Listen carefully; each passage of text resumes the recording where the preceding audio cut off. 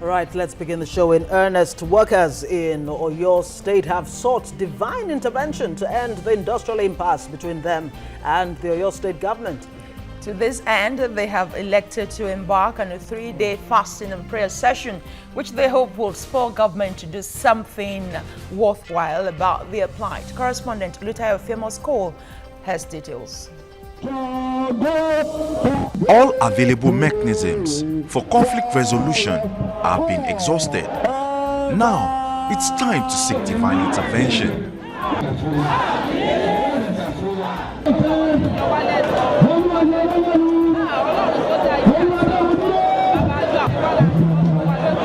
It's now 15 days since workers in Nigeria's Space State, Oyo, who were directed by labor leaders to boycott their duty posts. That decision effectively paralyzed economic activities, while schools in the state remained shut. The prayer are intensely delivered, and the workers want a way out of this standoff, which is taking a negative toll on their daily lives. But the NLC chairman is resolute that labor will not back down. Except for God's mercy and protection, the situation on our hand economically does not even support our living and existence as workers of Oyo State. But we are thanking God because He's giving us that life and He's giving us the grace to continue to live and exist. And that is why we are now seeking the face of God again for intervention in the impasse on ground. And of course, we are also begging God to assist the government and the people of Nigeria and Oyo State in particular in the areas of our economy. Many political watchers in the state had predicted an end to the impasse. But talks between the labor and government hit the boulders as both parties dug in. The Oyo labor leader absolved his members from recent protests by students, which resulted in the destruction of public properties. We told them that even as at that time the students were on rampage on the streets, many of us were still incarcerated in the prison. How could you think somebody who already was incarcerated will now come out and begin to instigate the students against the government? Far from that, we were not behind it. But we know that the government cannot continue to deceive the people for life. The action of the pupils has come to express that students today have come to understand that they have some right to protect. Meanwhile, the mouthpiece of the state government reiterated its commitment to reach a truce with labor. Not unaware and insensitive to the plight of the workers. Government is working on finding a solution, but you also know that you cannot keep your hands behind and have a handshake. So there's need for us to sit down at the table and begin to look at these things seriously. Government on its part is certainly looking at ways of resolving the impasse that is before us. So certainly, I'm sure that in a short while, the good news will be out there. Labor leaders are expected to appear in court on Thursday and Friday in a case instituted by the Oyo State government. But what the people of the state want is a quick end to the crisis. Oluwole, TVC News, Oyo State. Meanwhile, workers in Ondo State Public Service have ended their 30-day-old strike. Activities resumed at most offices as workers returned to their duty post. The workers down tools due to government's failure to pay them 5 months' salaries arrears. Some workers who spoke with TVC News urged the state government to fulfill its own side of the agreement. The workers are promptly paid. The workers who expressed happiness to return to work lamented that many people died during the period the strike lasted. One of the civil servants in Ondo State. We are very happy for both parties. They were able to come up with an agreement and they call off the strike. We are very, very happy because this strike has really affected a lot, especially in the health sector and in the education sector, because those people are dealing with lives. We have lost so many lives during this short time, but we thank God that they were able to resolve the issue amicably. And we employ both sides to ensure that they meet up with their own demands. The government by starting to pay, while likewise the workers also. I want to thank the government and the NLC for the agreement with the government. We are ready to work and we are happy, and we want to beg the government to fulfill the promises that they make for all the workers so that all the work will be going smoothly. And we thank them very well. Okay, it's good to know that government and Labour have reached a truce in Ondo State, but will it last? Is this a vicious cycle that might just begin again? All right, we're joined now by social commentator Smart Oluwole Apejoyo. Good morning, and good to have you on TVC Breakfast this morning. Good to be with you. Of course, we also have joining us via phone the Secretary to the Oyo State Government, Ismail Olalekan-Alli. Good morning to you, and thanks for joining us also. Oh, good morning. Good morning. To be with you this morning. Thank you. Maybe we should start with the situation in Oyo State. Talk to us about, the State Assembly has approved 14.1 billion naira, that's it's hoping to get from government, the second, loan, which government says is not necessarily a bailout. But the government has said even this 14.1 billion will not solve the problem of unpaid salaries. So where do you go from here? Well, essentially, what is desirable is for Labour to understand the situation in Oyo State, which is not really peculiar. It's a global thing, it's a national issue, where you have states unable to pay salaries as when due. This calls for a thorough understanding of the situation. And I must say that for a period of over 6 months now, Labour has had the opportunity of actually getting closer to government with a view to verifying the books of government in terms of its fiscal status. And I'm sure that everybody is aware of the agreement we had with Labour, especially signed on the 12th of April this year, to the effect that the 100% allocation, federal allocation to the state is committed and dedicated to the payment of salaries and wages and, of course, pensions in the state. We didn't have any trade dispute with Labour until that particular period, early this month, when we had the issue of the educational reform initiative of government. And at the end of the day, Labour came up with the issue of unpaid salaries.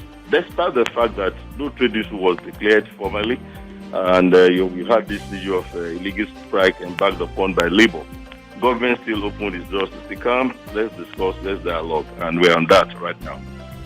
Okay, all right. It's good to know that you're dialoguing, but perhaps that dialogue is not happening that soon, or perhaps the result of that dialogue is not paying off that soon. That is why they are fasting and praying.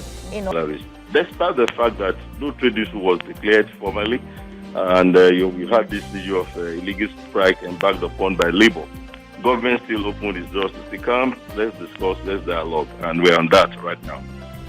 Okay, all right. It's good to know that you're dialoguing, but perhaps that dialogue is not happening that soon, or perhaps the result of that dialogue is not paying off that soon. That is why they are fasting and praying in Oyo State as we speak. Really, can the dialogue be a little more faster and fast-tracked? Well, we expect it to be fast-tracked anyway, with Labour actually having more access to books as usual. And right on the 1st of July, Labour was invited to the meeting. We had this understanding that we'll meet as a government Labour committee set up, 7 men from the Labour, and of course another 7 from government side. Labour was invited to the meeting. They later dated the 1st of July, fixed for the 4th of July. And quite sincerely, I must say that we are open, our books are open. The fundamental issue is to determine the way forward, because in actual fact, the income, the resources available to government wouldn't be sufficient for the 5.2 billion naira monthly wage bill that the government has presently. And we have this subsisting agreement, which is not faulted even by Labour. Government has never reneged on this agreement. We keep on saying that whatever it is that is collected in terms of federal allocation to the state government on a monthly basis will be dedicated to that, while whatever it is we are able to garner in terms of internally generated revenue is dedicated to development in the state, government expenses, and so on. I sincerely believe that when we come together again, we need to look at the possibilities of actually honoring our obligations. But at the same time, Labour must be prepared to contribute its own quota towards actually improving the revenue net of the state. We have this in writing, we have it in an agreement that whatever it is, Labour is able to contribute directly terms of augmenting our IGR, there is a percentage. Kwali, if you would oblige us, just hold on a minute. Let's try to, re-establish contact with you so that we can have clearer input from you over there in Oyo State. Let's come back to the studio. Smart Apejoyo, maybe you want to respond to what is going on in Oyo State right now. There seems to be this rhetoric that, the situation is as a result of, the prevailing economic circumstances, global downturn in the economy,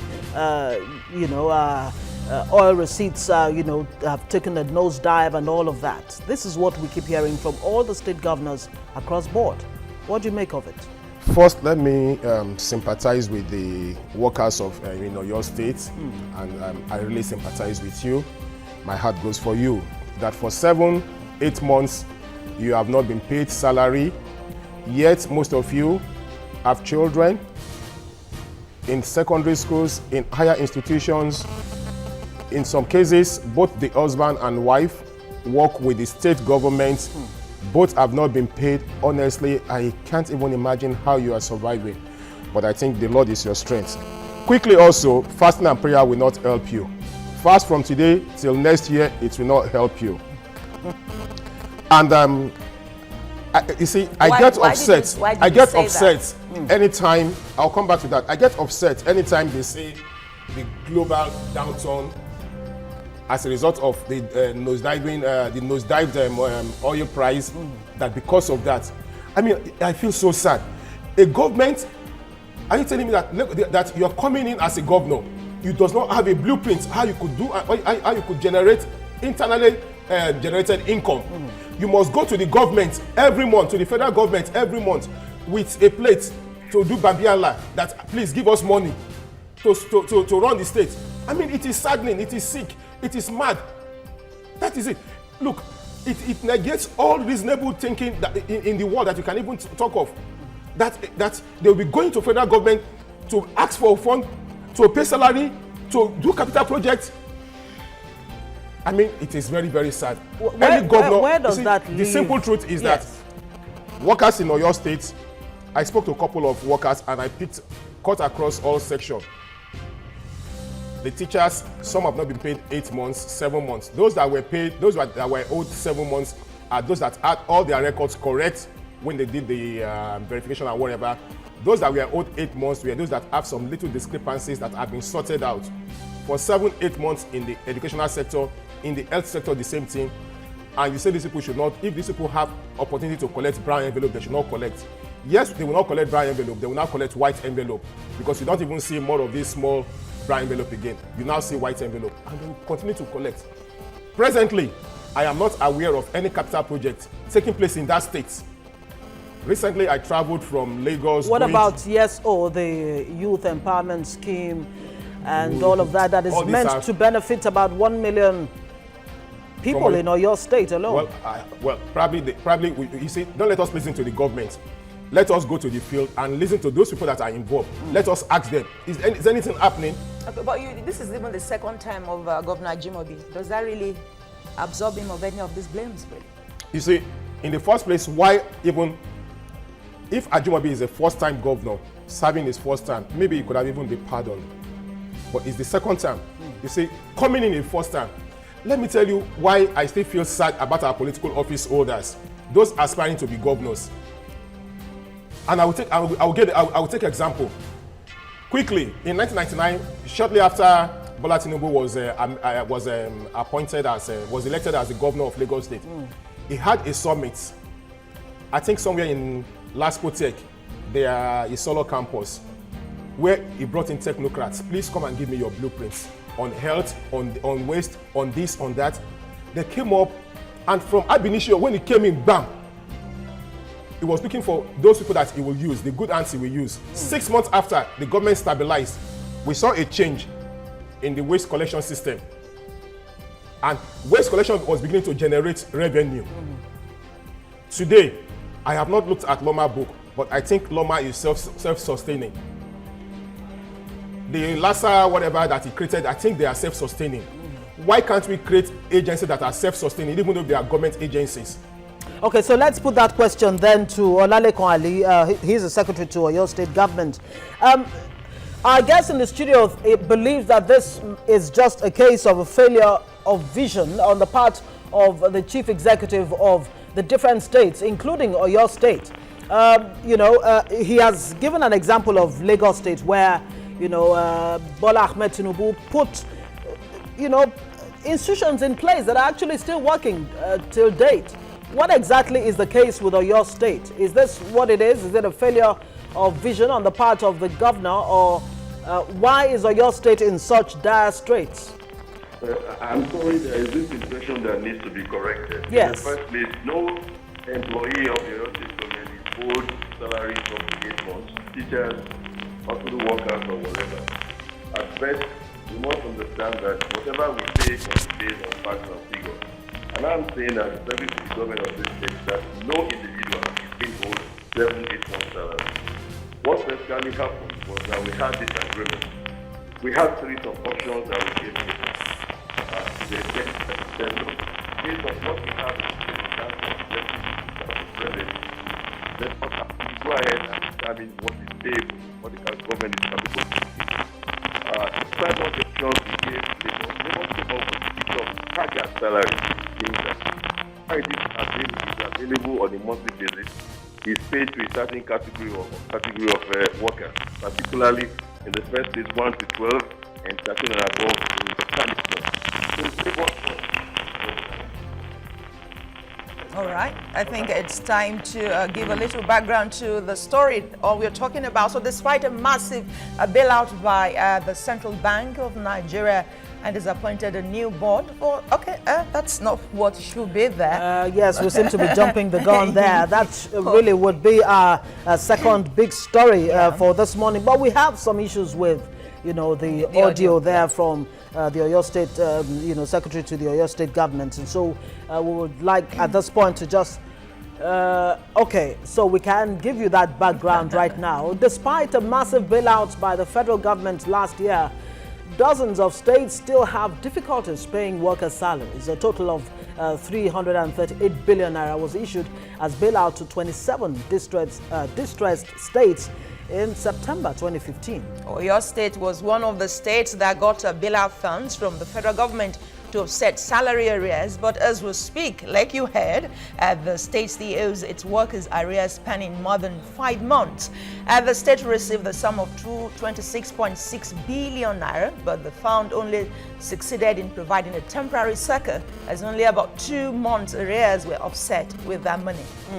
Now in May, after issuing a 7-day ultimatum to the state government to pay up, the state NLC went on an indefinite strike that was called off only after the state government met with labor leaders and agreed to spend 90% of its monthly allocation in offsetting workers' salary arrears. Presently, the state owes workers 5-month salary arrears, and to avoid another round of industrial crisis, the governor, Abiola Ajimobi, has pleaded with the workers and pensioners to exercise patience over the unpaid 29 billion naira wage deficit. According to a report, the governor said the 14.1 billion naira which the state applied for would be paid in portions or in tranches of 1.3 billion naira monthly for the first 3 months and 1.1 billion monthly for the next 9 months. Now, as against the 84 billion naira being bandied around as the amount the state got from the Federation account between May 2015 and May 2016, Ajimobi clarified that only 37.48 billion naira accrued to the state coffers within the period after all statutory deductions from source and irrevocable commitments. All right, let's bring Mr. Apejoyo back here on this statistics that we just reeled out on Oyo State, what they've gotten, what they've been able to reel out within the period under review. NLC have said the issue goes beyond just having money, but that some of the state chief executives lack the creativity, bereft of creativity to really make things work. Okay, see, that is exactly what I have said. I've said this before. I said, look, I gave example because they say in doing comparison, in doing analysis, you do comparison. I have compared Lagos State. Lagos State before 1999 was getting 600 million as monthly internally generated revenue.